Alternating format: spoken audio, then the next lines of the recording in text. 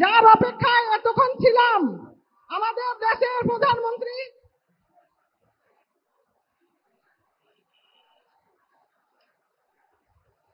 নমস্কার।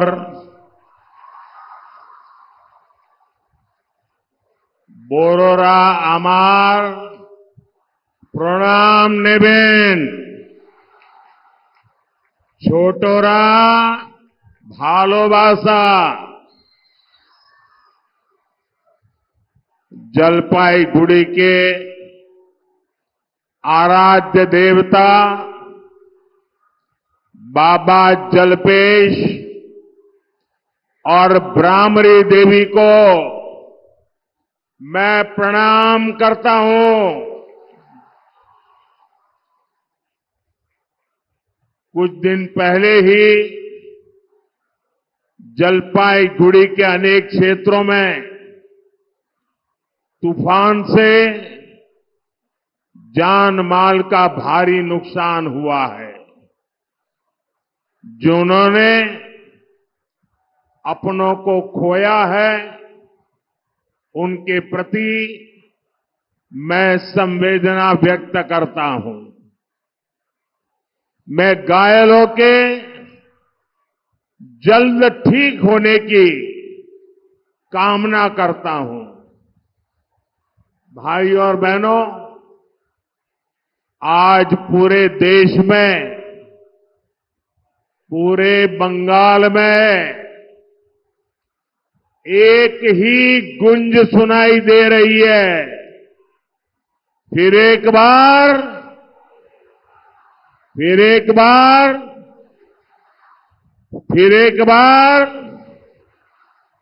संपूर्ण बांग्ला बोलছে आबार एक बार जलपाईगुड़ी ने भी तय कर लिया है कि 19 अप्रैल को जयंत रॉय जी को रिकॉर्ड वोटों से जिताएंगे। साथियों, ये चुनाव सिर्फ एक सांसद चुनने का चुनाव नहीं है। ये सशक्त भारत के लिए एक सशक्त सरकार बनाने का चुनाव है। जितनी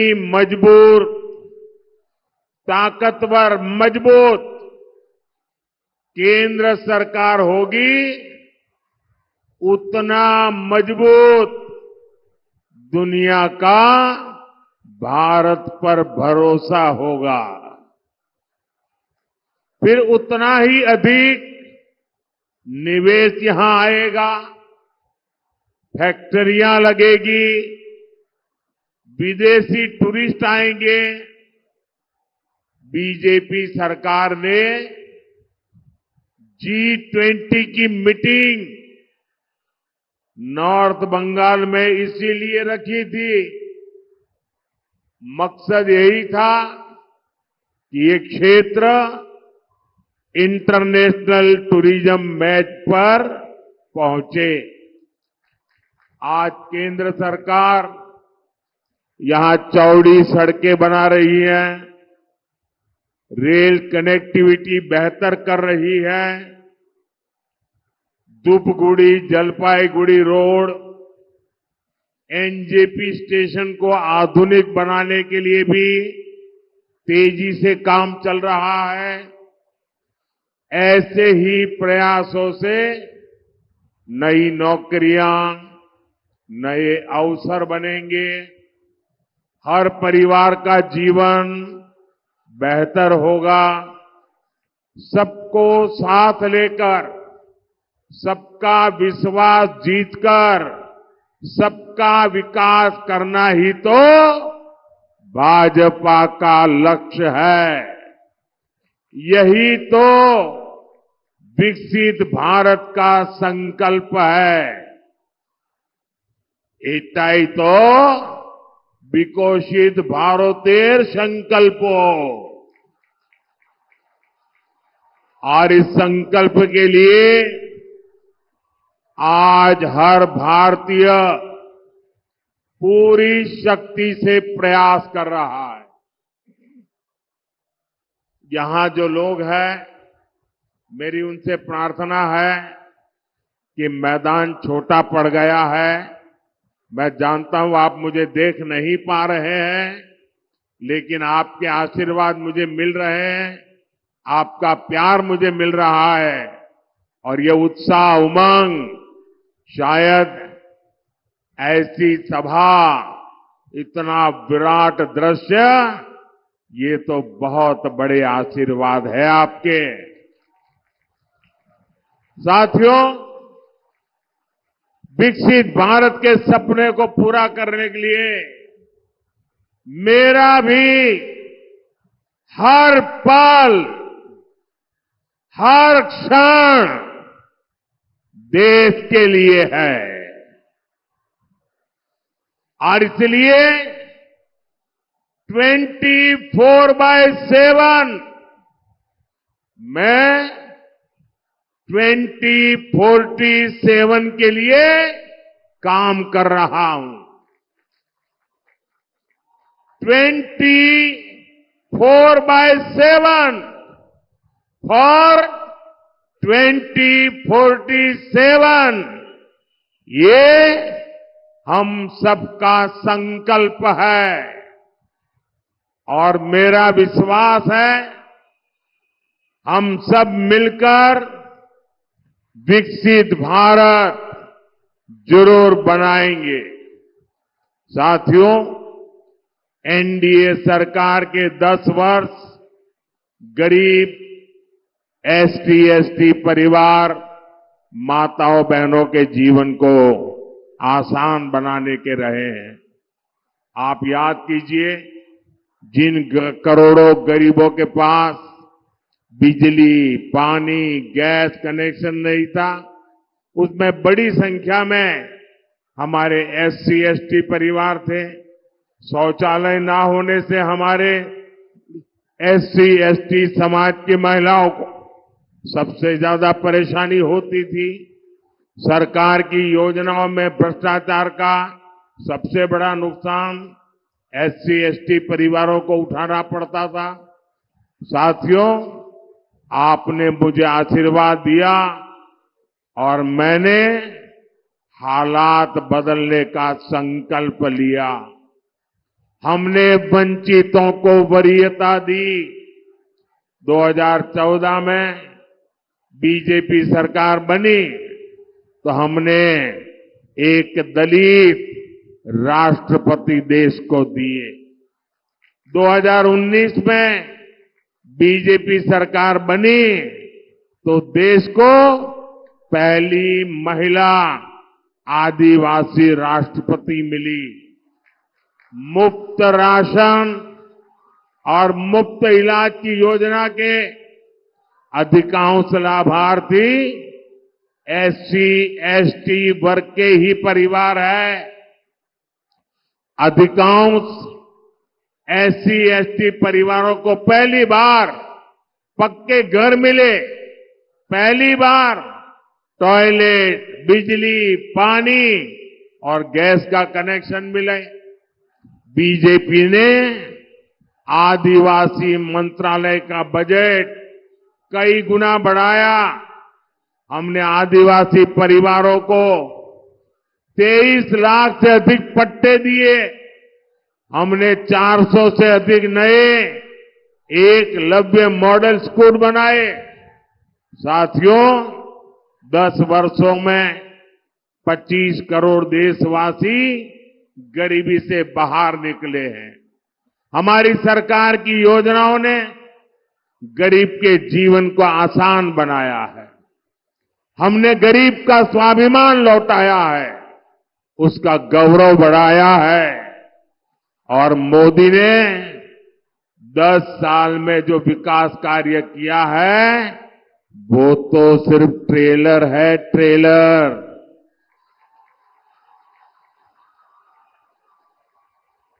10 बछोर जा होलो ओटा शुद्धो ट्रेलर छिलो। अभी हमें देश को बहुत आगे ले जाना है। हमें भारत को दुनिया की तीसरी बड़ी आर्थिक ताकत बनाना है। हमें गांव की 3 करोड़ बहनों को लखपति दीदी बनाना है। हमें नमो ड्रोन दीदी योजना से बहनों को ड्रोन पायलट बनाना है। हमें पीएम सूर्यघर मुफ्त बिजली योजना से गरीब और मध्यम वर्ग परिवारों का बिजली का बिल 0 करना है। साथियों, देश के हर गरीब का सशक्तिकरण बीजेपी सरकार की प्राथमिकता है। लेकिन गरीब कल्याण की मोदी की योजनाओं पर यहां की टीएमसी सरकार ब्रेक लगा देती है। केंद्र की बीजेपी सरकार ने गरीबों के पक्के घर के लिए लगभग 30,000 करोड़ रुपए भेजे। मोदी कहता है कि पैसा सीधे लाभार्थी के बैंक खाते में जाए, लेकिन टीएमसी कह रही है कि केंद्र का पैसा पहले उनके खाते में आए। अब आप मुझे बताइए, जनता के हक का पैसा मैं टीएमसी को कैसे लूटने दूं? साथियों, पश्चिम बंगाल की हर बहन के घर पर नल से जल आए, इसके लिए केंद्र सरकार पैसा दे रही है। लेकिन उत्तर बंगाल में नल से जल पहुंचाने वाली योजना का लाभ ठीक से नहीं मिल पा रहा। मोदी ने यहां की लाखों बहनों को मुफ्त गैस कनेक्शन दिया है।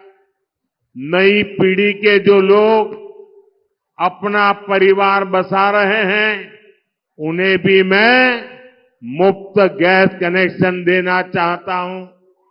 लेकिन भ्रष्ट, गरीब और एससी एसटी विरोधी टीएमसी सरकार ये होने भी नहीं दे रही है। आयुष्मान भारत योजना से देश भर के करीब 30,000 अस्पतालों में 5 लाख रुपए तक मुफ्त इलाज मिल रहा है। टीएमसी की गरीब विरोधी सरकार इस योजना को भी बंगाल में ये लागू ही नहीं होने दे रही है।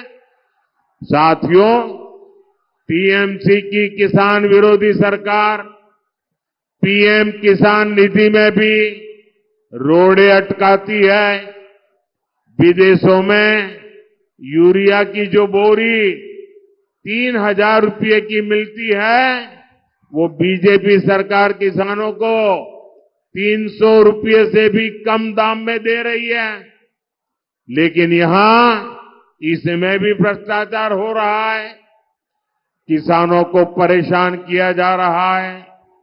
भाइयों और बहनों, यहां के चाय बागानों की समस्या किसी से छुपी नहीं है। देश में जहां भी चाय बागान है, उनमें से सबसे बुरा हाल बंगाल के चाय बागानों का है। टीएमसी का छोटे से छोटा नेता भी बड़े बड़े बंगलों में रहता है, लेकिन चाय बागान के मेरे परिवारों को मूल सुविधाएं तक नहीं मिल रही है। टीएमसी सरकार ने चाय बागानों को, टी इंडस्ट्री को अपने हाल पर छोड़ दिया है। बदहाली की वजह से कई बागान बंद हो गए हैं। इसलिए इस चुनाव में टीएमसी को सबक सिखाना बहुत जरूरी है। सबक सिखाओगे? टीएमसी को सबक सिखाओगे? बराबर सबक सिखाओगे? मजबूती से सबक सिखाओगे? साथियों, एक एक पोलिंग बूथ में इस बार टीएमसी की जमानत जब्त होनी चाहिए। करोगे? हर पोलिंग बूथ में। साथियों, टीएमसी चाहती है कि उसके तोलाबाजों को, भ्रष्टाचारी नेताओं को आतंक का खुला लाइसेंस मिले। इसलिए जब केंद्र की जांच एजेंसियां आती है तो टीएमसी उन पर हमले करती है, औरों से करवाती है। टीएमसी कानून और संविधान को कुचलने वाली पार्टी है। आप देखिए संदेश खाली में क्या हुआ, ये पूरा देश जान चुका है। वहां माताओं बहनों के साथ कितना बड़ा अत्याचार हुआ है, ये पूरे देश ने देखा है। हालात ये है कि हर मामले में यहां कोर्ट को खुद को दखल देना पड़ता है। यहां हर तरफ टीएमसी के सिंडिकेट का राज है। लोग अत्याचार सहने को मजबूर है। आप मुझे बताइए, क्या संदेश खाली के अपराधियों को कड़ी से कड़ी सजा होनी चाहिए? कड़ी से कड़ी सजा होनी चाहिए। उनकी जिंदगी जेलों में जानी चाहिए। क्या राशन घोटाला और टीचर भर्ती घोटाला करने वालों को सजा मिलनी चाहिए कि नहीं? सजा मिलनी चाहिए कि नहीं? मैं आज बंगाल की धरती से गारंटी देता हूं, ये जिन लोगों ने भ्रष्टाचार करके पैसे जमा किए हैं ना, ईडी ने करीब 3,000 करोड़ रुपया उनका संपत्ति और सारी चीजें अटैच करके रखी हुई है। 3,000 करोड़ रुपया। मैं एडवाइस ले रहा हूं कि जो शिक्षक भर्ती में गरीब लोगों के पैसे गए, सरकारी नौकरी में गरीबों के पैसे गए, और जिनका पक्का मिलता है कि हां इससे पैसा गया है, तो जो 3,000 करोड़ रुपए इनके अटैच किए ना, मैं इन गरीबों को वापस करवाऊंगा। बेचारा टीचर की नौकरी के पैसा दिया, मैं उसको पैसा वापस करवाऊंगा। साथियों, टीएमसी, वामदल और कांग्रेस ने, ये तीनों एक ही चट्टे बट्टे के साथी हैं। टीएमसी, वामदल, कांग्रेस ने एक दूसरे के भ्रष्टाचारियों को बचाने के लिए ये इंडी गठबंधन बनाया है। मैं कहता हूं, भ्रष्टाचार मिटाओ। वो कहते हैं भ्रष्टाचारी बचाओ। आमी बोली भ्रष्टाचार छोड़ाओ, ओरा बोले भ्रष्टाचारी बचाओ। ये लोग चाहे जितनी साजिश कर लें, मैं आपको गारंटी देता हूं, 4 जून के बाद भ्रष्टाचारियों के खिलाफ कार्रवाई और तेज होगी।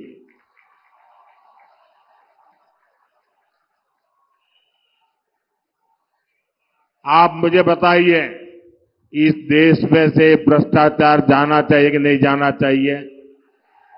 भ्रष्टाचार खत्म होना चाहिए, भ्रष्टाचारी जेल जाने चाहिए, टीएमसी का भ्रष्टाचार जाना चाहिए। ये मोदी की गारंटी है। एटा मोदी गारंटी।